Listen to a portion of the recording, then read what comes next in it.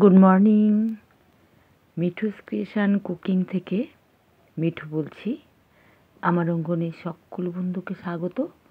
আজকে 3টে রেসিপি এনেছি, তবে সব রেসিপিগুলোই সবজির রেসিপি, মাছ মাংসের নয়। তো বন্ধুরা, আপনারা লাস্ট পর্যন্ত দেখবেন ভিডিওটার, আর দেখতে দেখতে আমার কবিতা শুনবেন। ভালো লাগলে অবশ্যই একটা লাইক করবেন। একটা নদী প্রবল বেগে প্রবাহিত হতে হতে প্রকাণ্ড পর্বতে বাধা পেয়ে অনেকভাবে বিভক্ত হয়ে পড়ল। নদী ভাগ হয়ে পড়ল শাখা, নদী, খাল ও মূল শাখায়।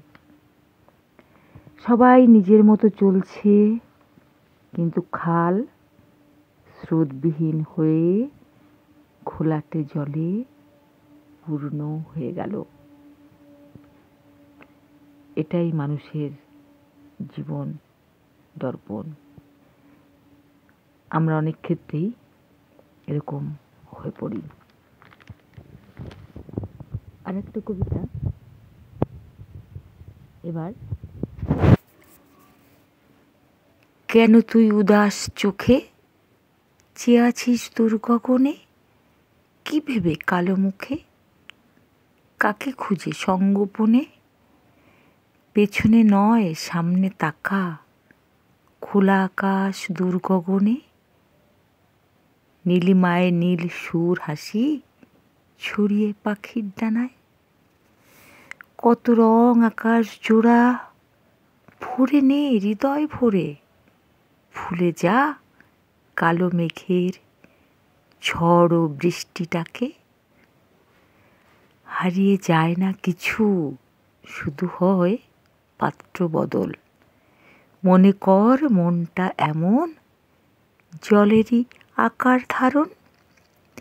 মুছে ফেল চোখের জলই, দেখছে ফুলের বরণ। কত ঝড় সইছে ওরা, হয় না রূপ যে হরণ। নমস্কার। ভালো লাগলে অবশ্যই একটা লাইক দেবেন বন্ধুরা। আর নতুন বন্ধুদের বলবো যে সাবস্ক্রাইব করলে বেল আইকনটা প্রেস করার অনুরোধ রইল। আমার কাঁচা কলা আলুর রেসিপিটা হয়ে গেছে। এবার আমি শুরু করেছি আলু, বেগুন এবং লাল শাকের ডাঁটা।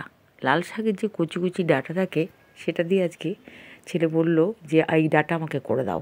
আমি এত কচি ডাঁটা শাকের মধ্যেই করে ফেলি, কিন্তু ও বলল যে না, এই কচি ডাঁটা খেতে খুব ভালো, কারণ এর ছিবড়ে হয় না, মুখে দিলে মিয়ে যায়। সেই জন্যে আমি এই ডাঁটা ছেলের অনুরোধে, এই শুধু ডাঁটা তো করা যায় না, এত অল্প ডাঁটা, সেটা তার সবজি কতটা কি পাবো, তাই একটু আলু বেগুন দিয়ে এটা করছি। হয়তো বন্ধুরা তোমরাও অনেকেই হয়তো এটা করে খেয়েছো বা খেয়ে থাকো। তা আমি অল্প সর্ষে বাটা দিয়ে এটা করব। অল্প জল দিয়ে এটাকে ভালো করে ঢেকে রেখে সেদ্ধ করে নেব। তারপর অল্প করে একটু সর্ষে বাটা দিয়ে এটা করব, আর মিষ্টি, যেটা আমরা সাধারণত সবাই করে থাকি। এইভাবেই এই রেসিপিটা আমি করব। তোমরা যারা দেখছো তাদের কাছে অনুরোধ রইল সাবস্ক্রাইব করার, আর অবশ্যই লাইক কমেন্ট শেয়ার করার রইল। বন্ধুরা তো অনেক বন্ধু ভিউজ করছেন, কিন্তু আমাকে কেন কমেন্ট করে জানান না কেমন হলো। এইটুকুই তো বন্ধুদের কাছে চাই, এইটুকুই তো আশা। তা সেই আশা থেকে আপনারা বঞ্চিত করবেন না। অনেকটাই আমাকে এগিয়ে নিয়ে এসেছেন, এবং বাদবাকিটাও বন্ধুরাই আমাকে এগিয়ে নিয়ে যাবে, এই বিশ্বাস এবং এই আশ্বাস দুটোই আমার এই চ্যানেলটাকে এগিয়ে নিয়ে যাচ্ছে। অ্যাকচুয়ালি এই অফিসের চাকরিটা যখন চলে যায়, তারপর অনেকটাই ভেঙে পড়েছিলাম যে সময়টা কাটবে কী করে, এবং মনটা খুব খারাপ হয়েছিল। সেই জন্যে এই ইউটিউবে এসে এইসব নিয়ে সারাটা দিন ব্যস্ত থাকি বন্ধুরা। তাই তোমরা আমার কাছে অনেকটাই বেশি গুরুত্বপূর্ণ, কারণ কি তোমাদের সাথে আমার দিনের অনেকক্ষণ কেটে যায়। যাই হোক, এরপর আমার নেক্সট রেসিপি হচ্ছে লাল শাকের ডাঁটাটা যে রান্না করলাম তার শাকটা। বোনের বাড়ি গেছিলাম, এই শাকটা পুরো বোনের বাড়ির, তাই শাকটা করছি। কিন্তু তার সাথে আজকে একটা রেসিপিতে একটা মজার ব্যাপার আছে, আমি লাউয়ের চোকলা করব। লাউয়ের চোকলাটা শুধু লাউয়ের চোকলা ভাজা যেত, কিন্তু ভাজলে একটু খড়খড়ে মনে হয়, একটু বেশি শুকনো শুকনো হয়ে যায় মনে হয়। ভাত দিয়ে মেখে খেতে মনে হয় যেন খুব একটা ইয়ে লাগছে না, একটা শুকনো ভাব লাগছে। সেই জন্য আমি লাউয়ের খোসাটার মধ্যে একটু বেগুন দিলাম, আর সেদ্ধ হয়ে গেলে একটু লাল শাকটা দিলাম।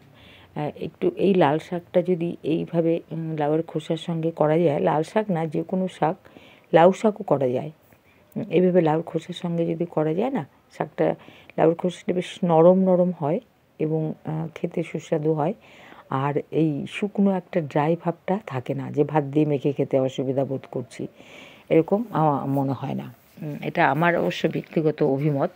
সেই জন্য আমি লাউ খোসাটা এইভাবে করলাম আজকে। আমার এইভাবে করলে খুব ভালো লাগে আর কি, মনে হয় যেন রান্নাটা ঠিকঠাক করলাম। এতে অবশ্য আমি একদম অল্প করে একটু সর্ষে বাটা দেবো, একদম 1 চামচ। কেন কি, তাহলে আমি এতে একটা কাসুন্দির টেস্ট পাবো। কাসুন্দি যেমন আমরা শাকে মেখে কাসুন্দি খাই, ওরকম লাগবে। সেই জন্যে আমি এতে অল্প, একদম অল্প 1 চামচ সর্ষে বাটা আমি এটায় ইউজ করব। আর এটা বেশ যতক্ষণ জল থাকবে ততক্ষণ এটা নেড়ে চেড়ে শুকিয়ে নিতে হবে জলটা। জল থাকলে কিন্তু এটা হবে না। আর জল শোকাতে শোকাতে এটা এত দারুণ মজে যাবে। বন্ধুরা, তোমরা অবশ্যই এই লাউ শাক দিয়ে, এই লাউয়ের খোসা দিয়ে এইভাবে করে খেয়েছো কিনা জানি না, অবশ্যই তোমরা একবার করে খেয়ে দেখো, ভালো লাগবে। আর আলু কাঁচা কলা তো নিরামিষও খাওয়া যায় এবং মাছেও খাওয়া যায়, যে কোনো মাছই আলু কাঁচা কলা ভালো লাগে। শুক্তো ছাড়াও কিন্তু আমি আলু কাঁচা কলা দিয়ে অনেক মাছই খাই এবং করিও। যাই হোক, এর আগে শেয়ারও করেছি। আর শুকনো লঙ্কা ভাজা তো গন্ধে একদম এর স্বাদটা দ্বিগুণ বেড়ে যাবে এই শাক ভাজা আর লাউ খোসা ভাজা। নমস্কার রইল।